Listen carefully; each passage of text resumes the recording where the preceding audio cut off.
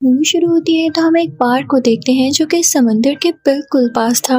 वहाँ पर रोज कुछ शोज हुआ करते थे जैसे सिंगिंग और डांसिंग वगैरह। इस पार्क को एक बाप और एक बेटा चला रहे थे। बेटे का नाम सैम होता है। सैम के फादर अपने बेटे से कहते हैं कि बेटा, हमें इस पार्क से इतना प्रॉफिट भी नहीं हो रहा और हमें इसको अलग से मैनेज भी करना पड़ता है, तो क्यों ना हम इसको खत्म करके कोई और बिजनेस शुरू करें। तो सैम कहता है कि नहीं डैड, ये बार मेरी मदर ने बनाया था और यही कुछ छोटी छोटी चीजें हैं जो मुझे उनकी हमेशा याद दिलाती रहती हैं। जैसे चल रहा है इसको चलने दें, हम इसको नहीं बेचेंगे। अब बार से एक आदमी बाहर निकलता है। बाहर निकलते ही उसे समंदर से किसी के गाने की आवाज आती है, तो वो उसकी तरफ अट्रैक्ट होने लगता है और उसकी तरफ बढ़ने लगता है। वो पानी में इतना आगे निकल चुका था कि वो डूब भी जाता है। तो एक दिन सैम भी उस पार से बाहर आ रहा होता है तो उसे भी सेम आवाज आती है जो कि उस आदमी को समंदर से आई। लेकिन हैरत की बात ये थी कि सैम उसे अट्रैक्ट नहीं होता। सैम अपने घर में अकेला रहा करता था। वो अपने घर की तरफ ही जा रहा होता है जहाँ पर कभी कभी उसकी नेबर भी आ जाया करती थी जिसने काफी ज्यादा मेकअप किया होता था और हर टाइम स्मोकिंग करती रहती थी। सैम के पास एक रिक्शा भी था।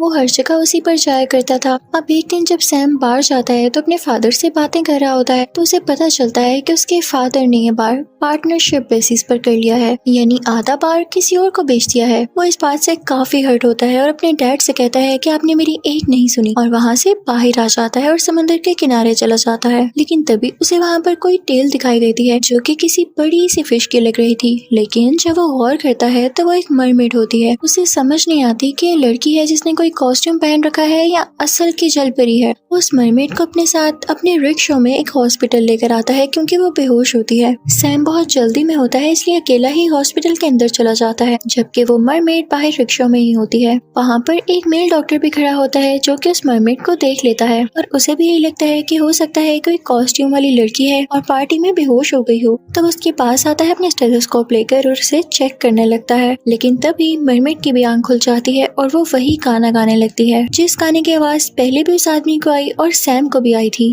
वो गाना कोई और नहीं बल्कि यही मरमेड गाया करती थी जो कि सबको बहुत अट्रैक्टिव लगता था। लेकिन ये गाना सुनते ही वहाँ पर खड़े मेल डॉक्टर की तबीयत बिगड़ने लगती है। उसकी हार्ट बीट काफी ज्यादा तेज हो जाती है। वो अंदर आके बैठ जाता है। उसे सांस लेने में भी प्रॉब्लम हो रही थी। अंदर जाकर सैम को पता चलता है कि वो अपना मेडिकल कार्ड तो अपने साथ ही नहीं लाया और ना ही उसके पास कोई कैश है। तो हॉस्पिटल वाले कहते हैं कि सॉरी, उसके बगैर हम इसका इलाज नहीं कर पाएंगे। तो सैम फौरन से बाहर जाता है और अपना रिक्शा और उस मरमेड को लेके वहाँ से चला जाता है। लेकिन इस दौरान उस मरमेड की टेल की स्किन और उसका ब्लू कलर का ब्लड वहाँ पर गिर जाता है क्योंकि वो जख्मी भी थी। इतनी ही देर में उस मेल डॉक्टर के पास उसकी वाइफ आती है और कहती है कि आप परेशान ना हो, मैं आपको बचा लूंगी। इनफैक्ट वो भी एक डॉक्टर होती है। अब उनको सर्जरी रूम में लेकर जाया जाता है, लेकिन उनकी हार्ट बीट इतनी ज्यादा तेज हो चुकी थी कि कंट्रोल में नहीं आ रही थी और इसी वजह से उनका दिल फट जाता है और वो बेचारे बिना मौत के ही मारे जाते हैं। उनकी बीवी काफी दुखी हो जाती है कि आखिर हुआ क्या ऐसा, लेकिन वो कुछ पता नहीं लगा पाती। दूसरे सीन में हम देखते हैं कि सैम उस मरमेड को अपने घर ले आया होता है और अपने बाथ टब का फायदा उठाते हुए उसे पानी से भरता है और उस मरमेड को भी उसके अंदर रख देता है क्योंकि अब उसे रियलाइज हो चुका था कि ये मरमेड ही है, ना कि कोई ऐसी लड़की जिसने कोई कॉस्ट्यूम पहन रखा हो। उसके बाद सैम खाना पकाने लगता है और इतनी ही देर में उस मरमेड को भी होश आ जाती है। होश आने पर वो वही गाना गाने लगती है जो कि वो पहले गाया करती थी और वो देखती है कि क्या सैम इसकी तरफ अट्रैक्ट हो रहा है। तो ये देख के वो हैरान रह जाती है कि सैम को इससे जरा फर्क नहीं पड़ रहा। उसे गाना ना अच्छा लग रहा है ना बुरा, वो तो इसे इग्नोर कर रहा है। और ये बात मरमेड को बहुत चुभती है कि ये सारे लोगों को अट्रैक्ट करता है लेकिन सैम को कोई फर्क ही नहीं पड़ रहा। कुछ देर बाद सैम बस उस गाने को साथ साथ गा रहा होता है, लेकिन मरमेड के पास ये गाना सुनने के लिए जा नहीं रहा होता क्योंकि अगर वो मरमेड के पास जाता तो वो मारा जाता। इवन उसको तो इस बात का भी नहीं पता था फिर वो क्यों नहीं अट्रैक्ट हो रहा था। फिर उसके बाद सैम उसको खाना सर्व करता है और दोनों मिलकर खाना खाते हैं। आखिरकार मरमेड काफी सोचने के बाद सैम से पूछ ही लेती है कि क्या तुम्हें मेरा गाना अच्छा नहीं लग रहा। तो सैम कहता है कि कौन सा गाना, नॉर्मल गाना ही तो है। तो मरमेड कहती है कि मुझे ये लग रहा है कि तुम्हारे दिल में कोई फीलिंग्स ही नहीं है, तुमने आज तक कभी किसी के लिए कुछ फील ही नहीं किया। तो सैम उससे कहता है कि नहीं, तुम गलत सोच रही हो। किया था मैंने भी प्यार, किसी लड़की से बहुत प्यार किया था, लेकिन जब वो मुझसे दूर हो गई तो मेरे पास मेरा अपना कोई भी न रहा और मैंने खुद से वादा किया कि मैं दोबारा कभी प्यार नहीं करूंगा। और तब से लेकर अब तक मेरे दिल में कोई फीलिंग नहीं आई। इवन अब भी मैं किसी लड़की को भी देखूं तो मेरा इतना तक दिल नहीं करता कि मैं उससे बात करूं। और शायद यही वजह है कि तुम्हारी इतनी सुरीली आवाज होने के बावजूद मुझे तुम्हारा गाना जरा भी अट्रैक्ट नहीं कर रहा क्योंकि मैं इसमें खुद इंटरेस्टेड नहीं हूँ। ये सारी चीज आपके हाथ में होती है। तो मरमेड भी इस बात को टाल देती है, इस बात को काफी स्ट्रेंज जानते हुए, और बात बदल कर कहती है कि तुम मुझे इस छोटे से बाट टब में रखे हुए हो, तुम जानते भी हो कि मैं समंदर में रहती हूँ और एक असली मरमेड हूँ। तो सैम कहता है कि हाँ, मैंने इतना फील कर लिया है कि तुम असली मरमेड हो, तो अब क्या किया जाए तुम्हारे लिए। मैं तुम्हें यहाँ पर इसलिए लाया हूँ ताकि तुम्हारे जख्मों को ठीक कर दूं, और एक बार तुम ठीक हो जाओ मैं तुम्हें खुद समंदर में छोड़ आऊंगा, क्योंकि मुझे तुमसे कोई लेना देना नहीं है, सीरियसली। तो मरमेड कहती है लेकिन 2 दिन से ज्यादा मैं यहाँ नहीं रह सकती। तो सैम कहता है कि ठीक है, 2 दिन तक तुम यहाँ रहने भी नहीं वाली, मैं तुम्हें खुद छोड़ कर आऊंगा। अब दूसरी तरफ जो मेल डॉक्टर मरा था, उसकी वाइफ हार नहीं मान रही थी कि मेरा शौहर ऐसे कैसे मर सकता है। वो उसका पोस्टमार्टम करवाती हैं और उनको पता चलता है कि उन्होंने कुछ पॉइजनस गैसेस इनहेल कर ली थी, और वो बिल्कुल वैसी होती हैं जो समंदर की तहों में पाई जाती हैं। अब वो फीमेल डॉक्टर सीधा काउंटर पर जाती हैं। जब सैम उस दिन मरमेड को चेक करवाने आया तो उसी हॉस्पिटल के काउंटर पर अपनी मदर की डायरी भूल गया था, जो कि अपनी मदर की डेथ के बाद वो हमेशा अपने साथ साथ रखता था। वो डायरी उसी फीमेल डॉक्टर के हाथ लग जाती है, और जब वो बाहर आती है तो देखती है कि जमीन पर ब्लू कलर का कोई लिक्विड गिरा हुआ है। तो उसे पता चलता है कि है ये ब्लड ही, क्योंकि इसमें ब्लड सेल्स हैं, लेकिन पता नहीं क्यों ये ब्लू कलर का है। उन्हें कुछ शक होने लगता है।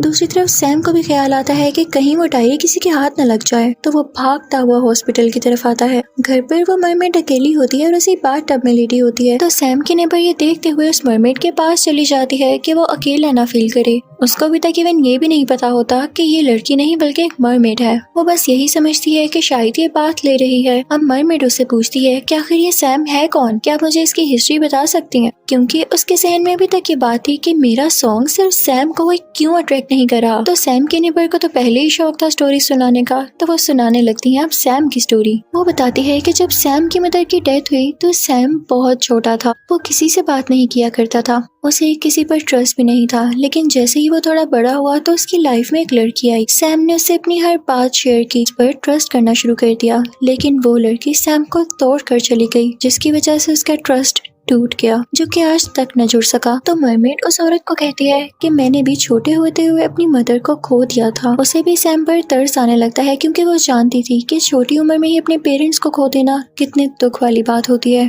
अब वो नेबर ये सब कुछ बताकर वहाँ से चली जाती है, लेकिन अपने सिगरेट्स और लाइटर्स वहीं छोड़ जाती है। मरमेड को भी शौक होता है देखने का कि इन सिगरेट्स में है क्या, और वो उन्हें जलाने लगती है, लेकिन इसी चक्कर में वो घर को आग लगा बैठती है। अब उधर सैम को अपनी डायरी तो नहीं मिलती, तो वो उदास होकर बार में आ जाता है अपने फादर से मिलने के लिए। यहाँ पर वो अपने फादर से दोबारा से बात करने लगता है, लेकिन तभी उसे खबर मिलती है कि उसके घर में आग लग चुकी है, और वो परेशानी में अपने रिक्शा में वहाँ से अपने घर के लिए निकल पड़ता है। लेकिन सैम के घर में मरमेड ने किसी दूसरे रूम में जाकर तो खुद की जान बचा ली थी, और खुद को रिलीफ देने के लिए भी वो अपना गाना गाने लगती है। उसी वक्त वहाँ पर फायर फाइटर्स भी पहुँच चुके थे, जो उसकी आवाज से अट्रैक्ट होकर उसकी तरफ आते हैं और वैसे ही मारे जाते हैं जैसे पहले लोग मारे गए। सैम जब आकर ये देखता है तो उसे बहुत गुस्सा आता है। वो मरमेड से कहता है कि कैसे रहोगे अब तुम यहाँ पर, तो वो उसे अपनी नेबर की तरफ छोड़ आता है। साथ ही साथ सैम को फिक्र भी हो रही थी, तो वो अपनी नेबर से कहता है कि इसके पानी का ख्याल रखिएगा। तो उसकी नेबर सैम से पूछती है कि तुम्हें क्यों इतनी फिक्र हो रही है, पहले तो तुमने कभी भी किसी लड़की के लिए भी इतना नहीं सोचा, तुम इतने केयरिंग कब से हो गए हो सैम। तो सैम इस बात को टालता हुआ वहाँ से बाहर निकल आता है कि बस जो आपको कहा है वो कर देना।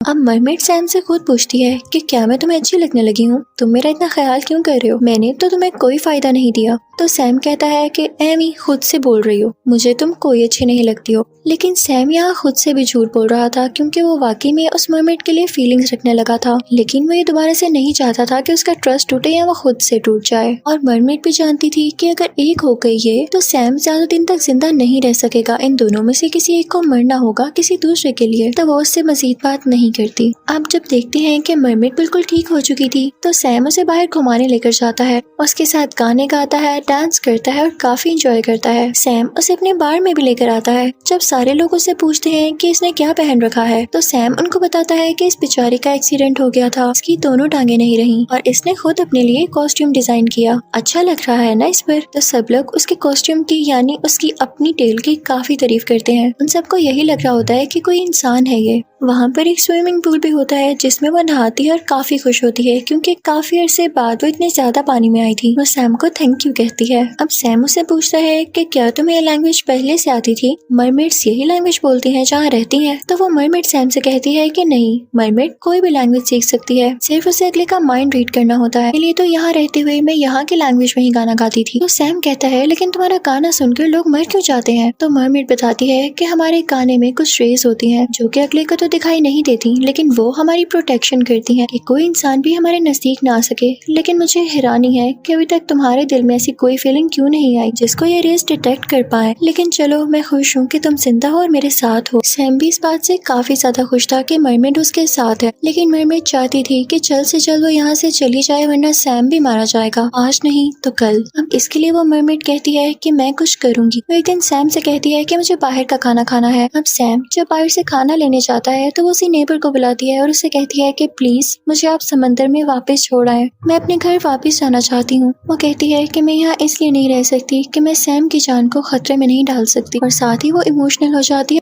और रोने लगती है। यहाँ हम देखते हैं कि उसकी आंखों में से आंसू आने की बजाय मोती गिर रहे होते हैं और ये मरमेड्स की खासियत होती है। अब दूसरी तरफ हमें हॉस्पिटल में ये दिखाया जाता है कि वो लेडी डॉक्टर उस ब्लू कलर के खून पे रिसर्च कर रही होती है। तो उसे पता चलता है कि जरूर ये खून ही है लेकिन इंसानों का नहीं। तो उसे कुछ अजीब फीलिंग्स आने लगती हैं और वो और रिसर्च करके पता लगाती है कि उस रात सैम यहाँ पर आया था। तो वो उसके घर पहुँच जाती है। सैम जब खाना वगैरह लेकर अपने घर पहुँचता है तो देखता है कि वो लेडी डॉक्टर उसके बाथटब के पास होती है, लेकिन मरमेड उस बाथटब के अंदर नहीं होती। और ये देख के वो परेशान होने लगता है और यहाँ पर उसका दिल पहली बार जोर से धड़कता है। और यहाँ पर उसके साथ भी वैसा ही होता है जैसे दूसरे लोगों के साथ हुआ, उसे हार्ट अटैक हो जाता है। असल में मरमेड अपने घर यानी समंदर वापस नहीं गई थी, उसे वो लेडी डॉक्टर अपने साथ हॉस्पिटल ले आई थी। अब वो उस पर एक्सपेरिमेंट्स करने वाली थी, लेकिन साथ ही एक लड़का होता है और वो उससे कहता है कि लेडी डॉक्टर हमें इस पर एक्सपेरिमेंट नहीं करना चाहिए, हो सकता है कि इस एक्सपेरिमेंट में मार ही जाए। क्या आप जानती हैं कि आखिरी बची हुई मरमेड है, हमें इसको वापस छोड़ाना चाहिए। लेकिन वो लेडी डॉक्टर अपने शौहर की मौत का बदला लेना चाहती थी और तभी वहाँ पर वो नेबर आती है मास्क पहने हुए। किसी तरह से उस लेडी डॉक्टर को टैकल करके किसी दूसरी वार्ड में ले आती है। इसी बात का फायदा उठाते हुए सैम भी वहाँ पर आ जाता है और वो दोनों मिलकर उसे उस रूम से बाहर ले आते हैं।